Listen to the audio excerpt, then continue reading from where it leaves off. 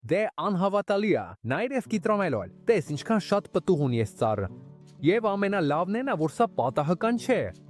Այսօր քեզ ցույց եմ տալու 3 շատ քիչ հայտնի մեթոդ, որոնք ես օգտագործում եմ պտղատու ծառերի ծաղկումը խթանելու եւ ավելի շատ պտուղներով ծառեր ստանալու համար։ Սրանք շատ պարզ տեխնիկաներ են, յուրաքանչյուրը կարող է դրանք անել տանը, եւ թեև գրեթե ոչ ոք դրանց մասին չի խոսում, դրանք օգտագործվում են արդեն շատ երկար ժամանակ։ Ուրեմն անմիջապես անցնենք առաջինին։ Այս առաջի մեթոդը հայտնի է որպես կեղծ պատվաստում, եւ երբ հասկանաս թե ինչպես է այն աշխատում, համոզված եմ, որ փորձելու ես քո ծառերից որևէ մեկի վրա։ Ամենալավն է նա, որ դա անելու համար քեզ ընդամենը 1 րոպե է պետք, եւ միայն դանակ, մի քիչ ալոե վերա եւ կտորի շերտ, ուրիշ ոչինչ։ Առաջին հերթին ընտրելու ենք մի ճյուղ։ Այս դեպքում ես դա անելու եմ այս ծառի վրա։ Ուշադրություն, այս ծառը այս տեխնիկային կարիք չունի, որովհետեւ արդեն լի է պտուղով։ Ես դա անում եմ պարզապես քեզ ցույց տալու համար, թե ինչպես է դա արվում։ Հիմա վերցնում ենք մարգեր եւ նշում այն հատվածը, որտեղ աշխատելու ենք։ Պարզապես նկարել ենք մի ուտար, ահա այսքան պարզ։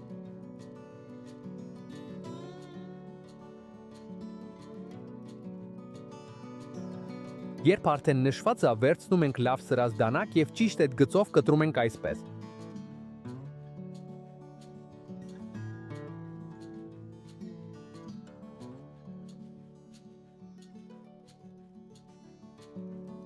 Հիմա վերցնում ենք ալոե վերայի տերև եւ կտրում մի կտոր, որը բավականաչափ մեծ է, որպեսզի ծածկի այն ամբողջ հատվածը, որտեղ կտրել ենք։ Կտրելուց հետո այն երկայնքով բացում ենք երկու մասի, որպեսզի ամբողջ միջուկը բացվի։ Եվ հիմա պարզապես դնում ենք այն ուղիղ մեր առած կտրվածքի վրա։ Վերջում այն ամրացնում ենք կտորի շերտով կամ ձեռքի տակ եղած ցանկացած այլ նյութով, որպեսզի մի քանի օր լավ ամուր մնա։ Սա այդ ամբողջ հատվածը կպահի լիովին խոնավեցված, մինչ այն կբուժվի, նպաստելով կտրվածքի լավ վերականգնմանը։ Եվ հիմա հաստատ մտածում ես ինչու է այս մեթոդը գործում։ Շատ պարզ է։ Այն ինչ հենց նոր արեցինք, դա ճյուղի վրա մի փոքրիկ ամբողջությամբ վերահսկվող վնաս պատճառելն էր։ Այդ փոքրիկ վնասը ստիպում է ծառին ակտիվացնել իր բնական արձագանքման մեխանիզմները եւ կենտրոնացնել իր էներգիայի մի մասը այդ հատվածում։ Արդյունքում խթանվում է ծաղկումը եւ հետագայում մենք շատ ավելի մեծ հնարավորություն կունենանք լավ պտղաբերություն ստանալու։ Իդեպ այս գաղափարը նոր չէ։ Կան այլ տեխնիկաներ, որոնք նույնպես հետապնդում են նույն նպատակը։ Օրինակ մեխի տեխնիկան, պտուտակի տեխնիկան կամ նույնիսկ որոշ շետման տեսակներ։ Դրանք բոլորն ունեն մի ընդհանուր բան՝ ծառի մոտ արձագանք առաջացնել ծաղկումը խթանելու համար։ Բայց կա մի շատ կարևոր մանրամասն։ Այս մեթոդը պետք է կիրառել մոտավորապես ծառի ծաղկելուց 1 ամիս առաջ։ Ինչու՞։ Քանի որ եթե դա անենք շատ շուտ, կարող ենք խթանել ոչ սեզոնային ծաղկում, եւ այդ ծաղիկները ժամանակից շուտ կթափվեն։ Ուրեմն, եթե ուզում ես լավագույն արդյունքը ստանալ, արա դա այն ժամանակ, երբ ծառը արդեն պատրաստվում է ծաղկել։ Եվ հիմա անցնում ենք երկրորդ մեթոդին, որը նույնիսկ ավելի պարզ է եւ անձամբ իմ ամենասիրածներից մեկն է։ Այս երկրորդ մեթոդը հայտնի է որպես Cabestriglio։ Սա շատ պարզ տեխնիկա է, արվում է ընդամենը 1 րոպեում եւ ունի նույն նպատակն ինչ նախորդը՝ խթանել ծաղկումը, որպեսզի ծառերը ավելի շատ պտուղ տան։ Առաջի հերթին ընտրում ենք մի ճյուղ։ Հիմա վերցնում ենք 2 փոքրիկ փայտի կտոր։ Մեկը դնում ենք ճյուղի վերևի մասում, մյուսը ներքևի, այնպես որ ճյուղը լինի հենց այդ երկուսի մեջտեղում։ Երբ դրանք տեղում են, վերցնում ենք մետաղալար եւ սկսում ենք պտեցնել այն ճյուղի շուրջը։ Դանդաղ ձգում ենք, անհրաժեշտ չէ չափազանց ուժ գործադրել։ Պարզապես այնքան ենք ձգում, որ 2 փայտի կտորները լավ ամրացվեն եւ ճյուղի վրա թեքև ճնշում գործադրեն։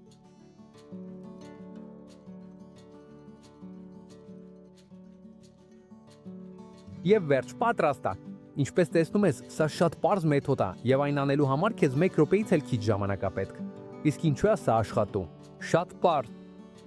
Այս դեպքում նույնպես փորձում ենք առաջացնել փոքրիկ, ամբողջությամբ վերահսկվող վնաս։ Տարբերությունն այն է, որ այստեղ մենք կտրված չենք անում։ Այն ինչ անում ենք, ճյուղի վրա թեթև ճնշում գործադրելն է մասամբ սահմանափակելու համար հյութի անցումը։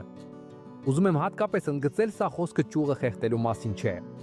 Մենք չենք ուզում ամբողջությամբ կտրել շրջանառությունը։ Մեր միակ նպատակը այն փոքրիկ սթրեսն է, որը ծառին ստիպում է ակտիվացնել իր բնական պաշտպանական մեխանիզմները եւ նպաստում է ծաղկմանը։ Կա շատ կարևոր մի մանրուք, այս կապը չպետք է մնա ճյուղի վրա ընդմիշտ։ Երբ ծառը արդեն արձագանքել է, ծաղկել է եւ սկսել է պտուղներ ձևավորել, պարզապես հանում ենք լարը եւ թողնում, որ ճյուղը շարունակի իր զարգացումը լիովին բնական կերպով։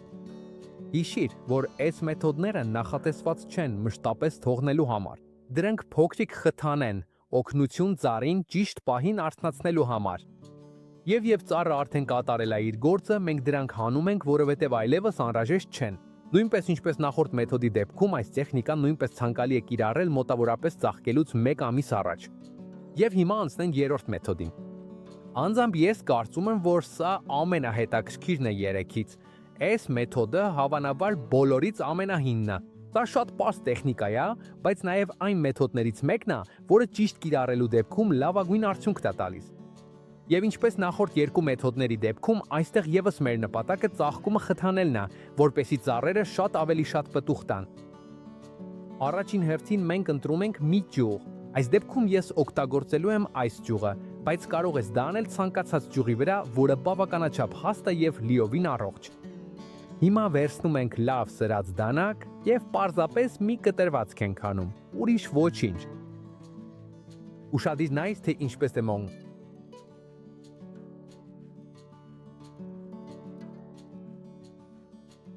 Ահա, արդեն պատրաստ է։ Հիմա անում ենք ճիշտ նույնը, ինչ առաջին մեթոդում։ Վերցնում ենք ալոյե վերայի տերև եւ կտրում ենք բավականաչափ մեծ կտոր, որպեսզի ամբողջությամբ ծածկի վերքը։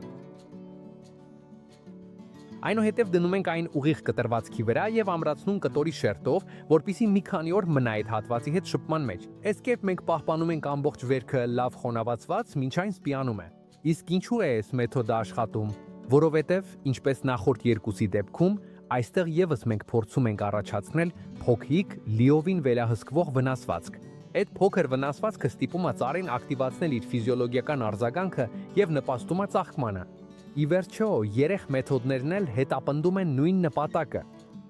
Միակ տարբերությունը այն է, թե ինչպես ենք դա իրականացնում։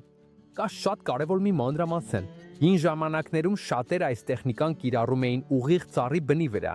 Իրականում մինչ օրս էլ կան մարդիկ, ովքեր շարունակում են դա անել։ Ես անձամբ դա խորհուրդ չեմ տալիս։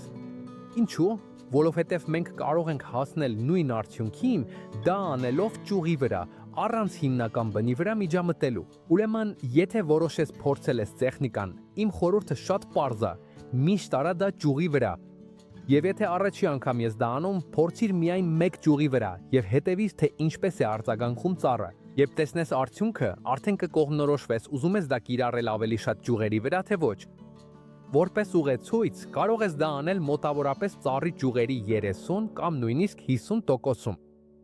Նույնպես ինչպես նախորդ երկու մեթոդները, այս տեխնիկան եւս ցանկալի է կատարել մոտ 1 ամիս առաջ ծաղկելուց։ Եվ այսպիսով արդեն գիտես 3 շատ պարզ տեխնիկա, որոնք ունեն նույն նպատակը՝ խթանել ծաղկումը, որպեսզի ստանաս ավելի շատ պտուղ տվող ծառեր, կամ արթնացնես այն ծառիկներին, որոնք երբեք չեն ուզում պտուղ տալ։ Հիմա կուզենայի իմանալ մի բան, ով պտղատու ծառի հետ ունես խնդիր։ Թող դա այստեղ մեկնաբանություններում եւ նաեւ գրիր, թե աշխարհի որ հատվածից ես ինձ դիտում։ Շատ մարդիկ կան, ովքեր ինձ գրում են ասելով, որ ունեն մի քանի տարվա ծառեր, բայց դեռ չեն կարողացել նույնիսկ մեկ պտուղ հավաքել։ Ուրեմն պատմիր քո դեպքում ինչ է կատարվում, որովհետև ես կարդում եմ բոլոր մեկնաբանությունները եւ դրանք ինձ օգնում են պատրաստել նոր տեսանյութեր, որոնք իսկապես օգտակար կլինեն ձեզ համար։ Եվ եթե այս տեսանյութը քեզ դուր եկավ ու օգտակար էր, մի մոռացիր բաժանորդագրվել ալիքին, դնել լավ լայք եւ կիսվել այն բոլոր նրանց հետ, ովքեր սիրում են պտղատու ծառեր, բույսեր կամ այգեգործություն։ Շատ շնորհակալ եմ, որ եւս մեկ օր ինձ հետ էի։ Կհանդիպենք հաջորդ տեսայություն։